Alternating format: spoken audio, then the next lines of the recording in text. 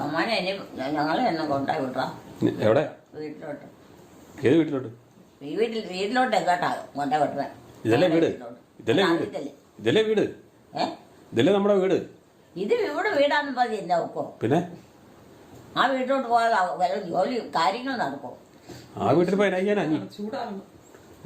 ആ വീട്ടിൽ പോയി നീ എന്നാ ചെയ്യാനാ? നടക്കാനോ? ആ വീട്ടിൽ പോയി എന്നാ ചെയ്യാനാണ്? എന്നാ ചെയ്യാനാന്നോ? അവിടെ ഈ കാര്യങ്ങളൊക്കെ നടക്കുന്നത്. എന്നാ കാര്യങ്ങളാ? പാലാക്കും തെർക്കും കൊടുക്കുകയും വരവും ബിന്ദുകാരും വരവും പോക്കും വരവും ഒക്കെ. അത് ഇവിടെ ഉണ്ട്.